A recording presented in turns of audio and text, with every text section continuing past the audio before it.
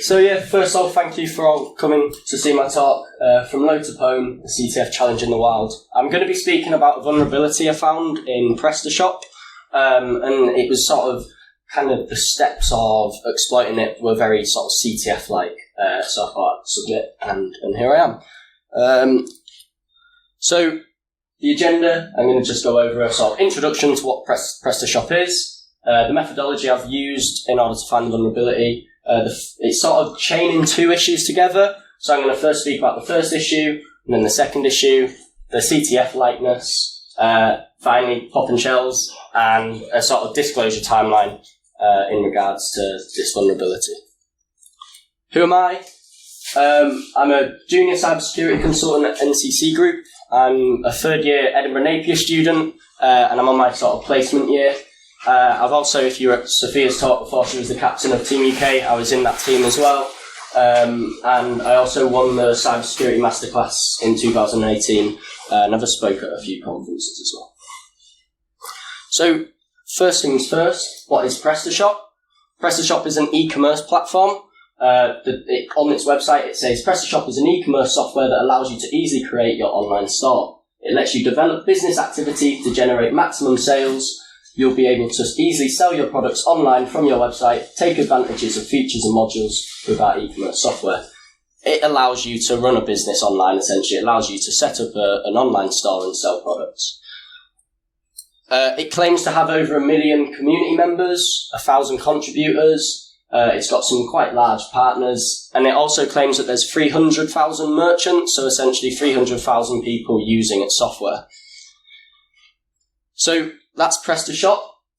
In terms of what it is, it's an open source application. So my methodology was first to do kind of an analysis of the source code and see if I can find any vulnerabilities through that. Then after that, I went ahead and had a look at the sort of functionality of the platform, how it works, what sort of things can you do, and finally then have a look and actually see if I can find any vulnerabilities. So the source code review, or grep 101, it's written in PHP, so I essentially just grepped for these sort of calls. Unfortunately, nothing returned when I was doing this. So, for example, if you grep for system and you can see that it's running system on some user-supplied input, all of a sudden you've almost immediately got a code execution vulnerability given what system does. And when I do this sort of stuff, I always tend to do a grep for sort of CSRF or XSRF and token, things like this, just to get an idea if the application is employing any kind of cross-site request forgery middleware. And if it's not, then you almost immediately have a vulnerability as well. So the source code review didn't really return anything particularly interesting. So then I moved on to having a look at the actual sort of the functionality.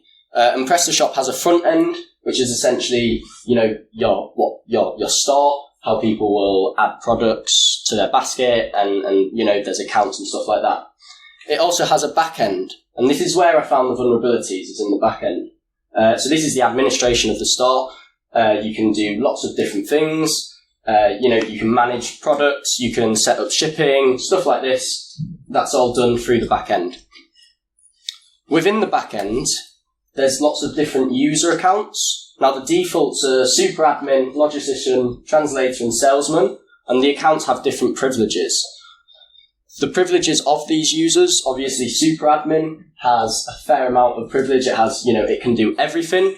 The interesting ones on here are database and modules, that's what we're going to use later on in the talk. So that's some of the permissions that super admin has. The logistician has, less access. It only has enough access to be able to perform its job. And you actually have the ability to modify these permissions to suit your needs. Translator, again, it also has minimal permissions based on what it needs to be able to do. And salesman, again, its permissions are going to be more in the sales-based side of the platform. So that's the sort of a quick overview of functionality and the permissions and stuff. So then it goes on to exploiting functionality. So who can tell me that list of vulnerabilities, what it is? Just shout it out. What was? Awesome. I'll buy you a drink at the free bar later. So after I've had a go at sort of and see what the application can do, you can then start to target the different parts of the application where there's, user input. You start testing it for injections, cross-site scripting, etc. And this is where I draw the attention to where the vulnerabilities sort of lie.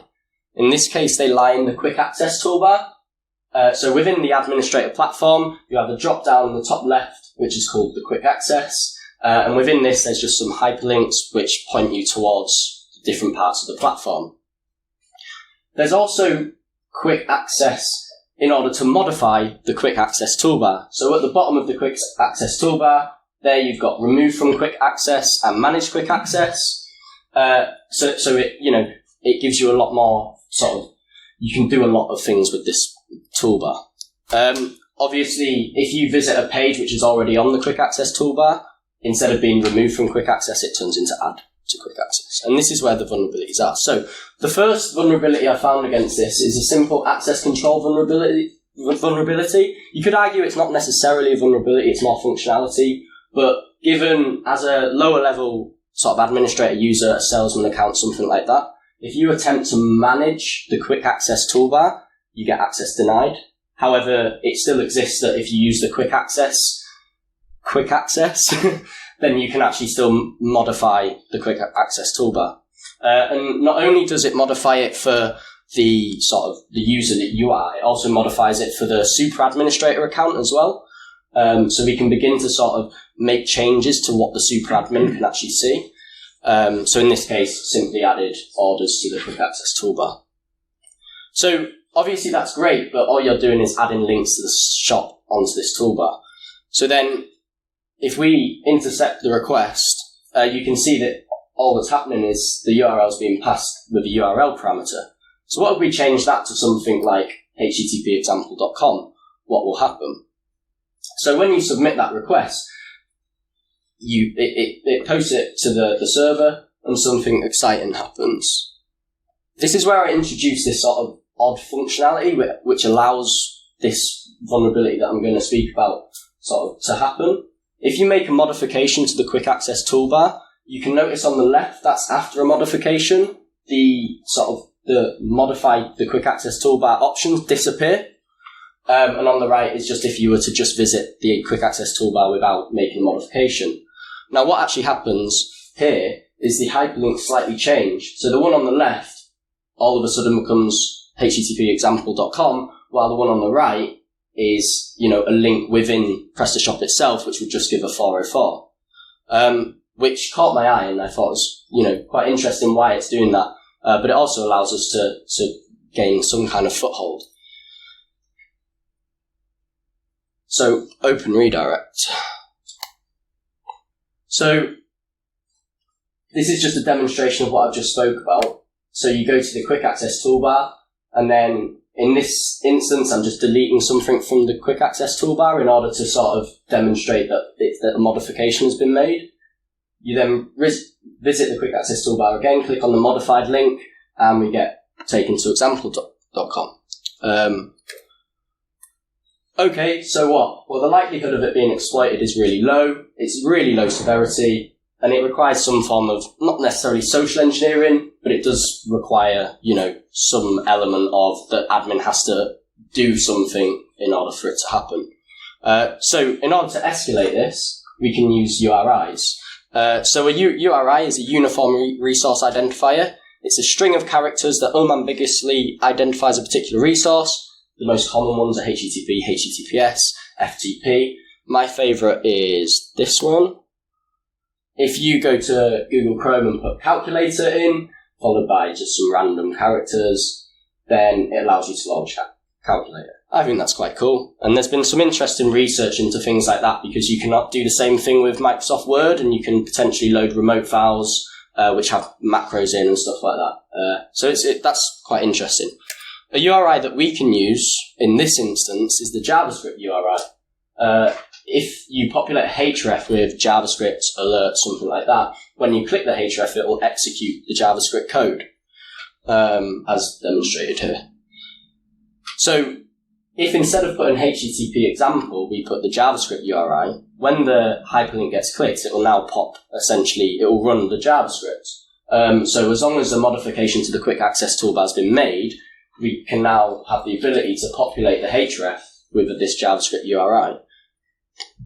And then upon clicking it, we get alert 0. That's great, but alert 0 isn't exactly, isn't interesting. So we want to see if we can do some other stuff. So alert XSS. This time, if you were to modify the quick access toolbar with alert XSS, you get link field is invalid, which is a problem because it's not, it's not going through. This is because if we have a look on the back end, there's different constraints. Although that array is part of the software, it's not necessarily for this exact input. However, it does demonstrate that they're doing some kind of filtering for characters. And I saw that and I was like, okay, cool. At least I have an idea of some of the characters which might be blacklisted.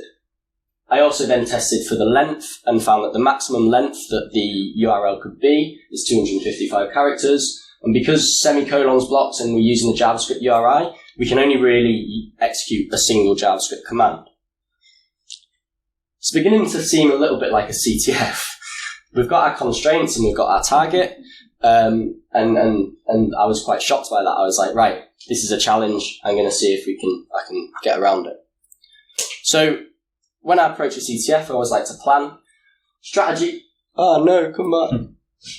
Strategy without tactics is the slowest route to victory. Tactics without strategy is the noise before defeat. Sun Tzu. I thought putting a quote from Sun Tzu would make me seem a bit more intellectual, but nonetheless.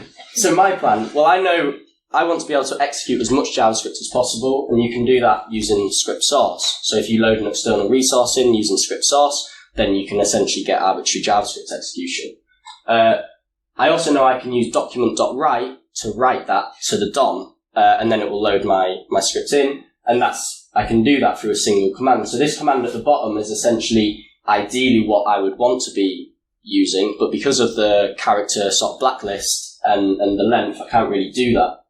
And also I've done CTFs in the past, and I know that sometimes using character codes, I can sometimes, you can bypass certain things. So the first thing I looked at was character codes. And I looked at string.from char code.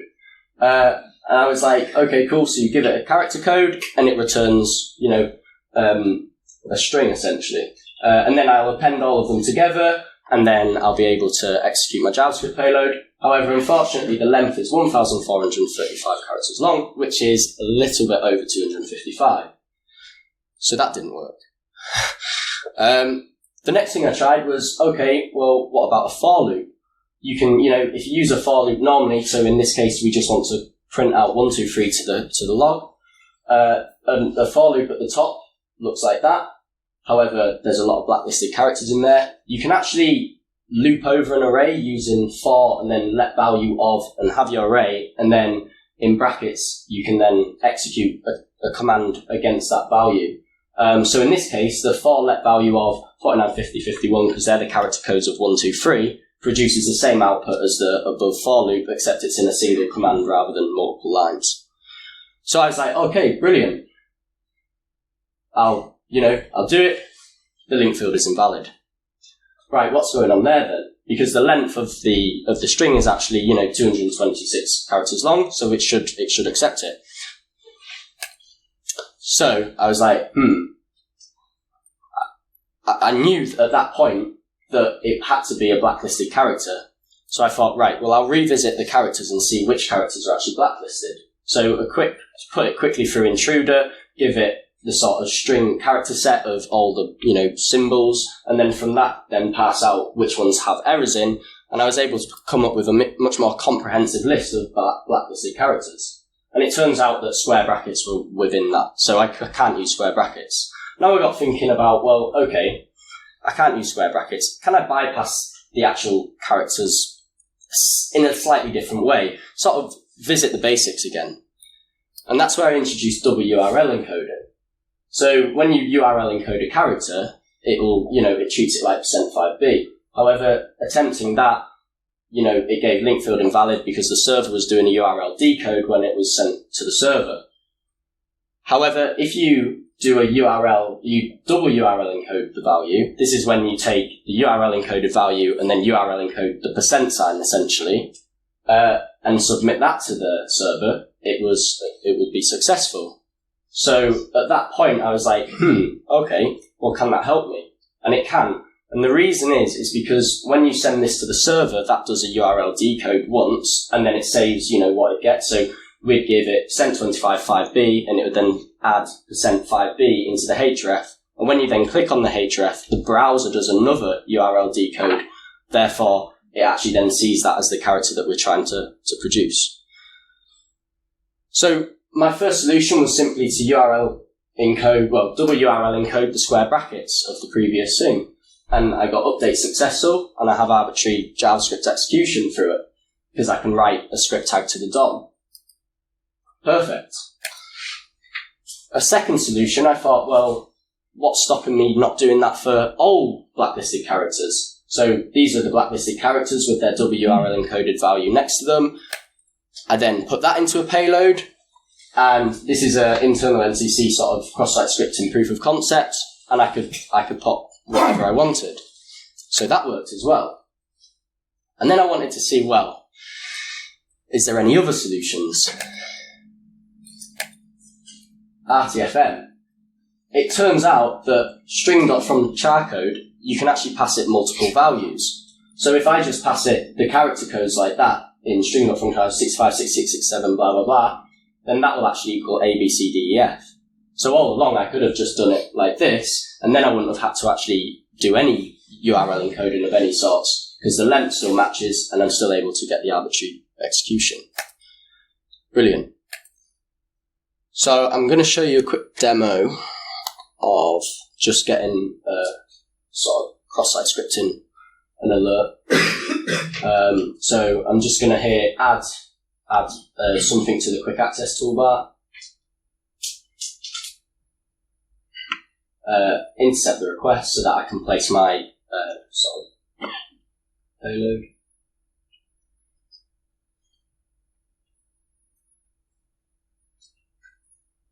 Forward the request.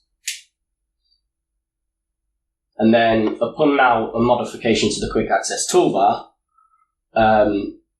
it then primes our link because it sets it to a href, and then we can execute sort of cross-site scripting. And then we've got a pop-up. Brilliant. So we have now arbitrary execution. If we combine that with the previous vulnerability where we can modify the quick access toolbar of the superadmin, we can now go from a salesman account and essentially escalate our privileges through to super administrator, which is ideal. So now it comes on to, well, what can we do with that? If we have a quick look at the administrator functionality, the administrator has the ability to execute SQL queries through an SQL manager. As an attacker, that's kind of tempting. So I had a look at how it works, and you simply give it an SQL query, and then you make a request to a later page, which then gives you the response. In this case, I tried to select all of the information from PS employees, which would contain the passwords. Here, you can see that under the password field, it's redacted, which is a little bit annoying. And I thought to myself, well, why might it be doing that? And then I thought, well, probably on the server, it's doing the SQL query, it's getting the response, it's seeing that the column passwd is there, and it's redacting all of the information. So a simple bypass was simply to use the as, and change the name of the column that it returns to password extract, and then I'm able to extract all of the hashes. So that was good. Automating that was difficult to an extent. Having a look at the requests made, the first request, the post request, you can see that there's these tokens which we need to somehow get. The first token was relatively simple, as it was saved as a variable in JavaScript that was already on the page. So simply calling that variable and then passing out the token, we could get the token. The other token was on another page, so we do an AJAX request to then get the source of that page, and within a form on that page, we can then use regex to take out that token. So in order to exploit the SQL sort of injection type thing, a request is made and the payload is executed. We then extract the first token. We then make a request to SQL requests. We then pass out the second cross-site request forgery token. We then make a post request with our query over to the server. We then make a get request to SQL request again, this time in order to pass out the query ID. And then we make a get request to the query ID in order to get the response from the SQL query. And then we exfiltrate the result. I'll show you an example.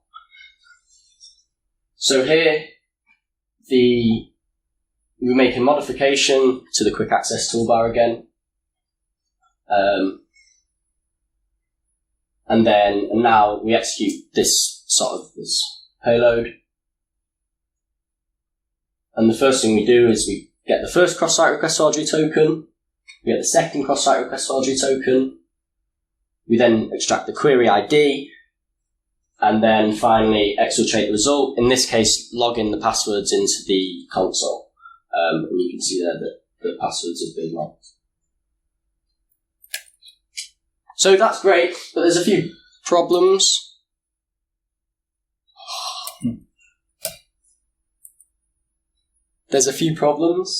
You only have the ability to execute one query at a time, and the chance of exploiting this over multiple attempts is very slim. And to an extent, there's little indication if the query will succeed, and you kind of need to know a little bit about the database before you can actually exploit that. So I wanted to see what else there is. So type in some pony code. More than 3,000 PrestaShop modules exist to help you customize your online store, increase traffic, improve conversion rates, and build customer loyalty. Another superadmin permission is to manage the modules of the shop, which means we can actually gain code execution. If we upload our own module, and the module format was a zip file which had a directory with the module name, and in that there was an index and the module name.php. If we upload that, then we're actually able, by visiting the sort of module followed by the module name, we can then get to index.php. And in this case, I've just uploaded some silly defaced page. But it's possible to do that. So in order to automate that, the XSS is executed, we extract the first token, we make a post request to import, we then make a get request to the module followed by its name, and we get a reverse shell back. So that's in order to avoid encoding errors, you just simply have to use a file object, but I'm running out of time, so I'm going to skip through that. And then we can gain code execution. So I'll show you the final demonstration of that, and talk through the sort of full attack chain. So the salesman or a lower privileged administrator user logs onto the shop. And then what they do is they're then going to add a link to the quick access toolbar. So in this case, it's just called XSS RCE proof of concept. We're going to intercept that response so that we can, actually change the URL. And then using what we learned before with the JavaScript URI and bypassing the characters, blacklisted characters, we'll put our script source in there. Then when it gets executed, it will write to the DOM. At this point, you can see that it's been added to the quick access toolbar. So now the salesman account signs out, and now I'm just switch over to a sort of Kali instance so that I can demonstrate the shell getting connected back.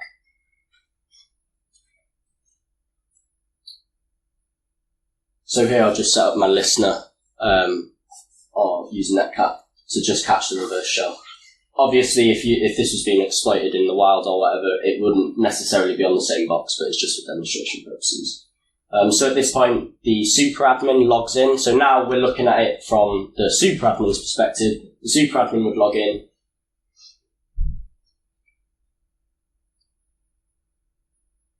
And then the superadmin is then going to make a modification to the quick access toolbar, which will then prime our sort of exploit. So you can see it's successfully updated, and then upon executing that, we get a reverse shell back.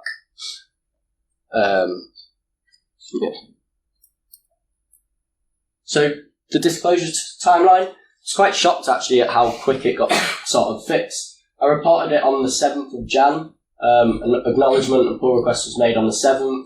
A CV was assigned on the 9th, and on the 10th, it was merged into the main branch and fixed. So that's a 3-day turnaround, which is pretty impressive, I think, for a vendor. So just finally, so reporting to MITRE, if your student don't be, like I say, do some open source sort of research, sort of find different things, find vulnerabilities, and don't be frightened of like reporting it. The reporting process is relatively simple, and if you go onto CVE's website, MITRE's website, which is there, then you can request these sort of CVs and stuff for the vulnerabilities that you find, and I think it should be encouraged. Any questions? Do I have time for questions? Yeah? Does anyone have any questions at the back? Yeah. I love who you worked on that and what we start with. So how long I was working on this? Maybe a week. It took me a while to work out the bypasses. That was what took the time. I'd say in terms of, I wouldn't be able to give you an exact time frame, but yeah, like over the period of a week, I'd revisit it. But as soon as I then was able to, as soon as I realized I could double URL encode, it was just a case of finding out, automating the uploads and stuff like that. And as soon as I've got that, I was like, oh, is it possible to do these sort of things? So then I had the motivation to do it. So that probably only took a day, really. Any other questions? Yeah. How long did you spend on the bypass, and how much did you kick yourself after figuring out you could just put it in there?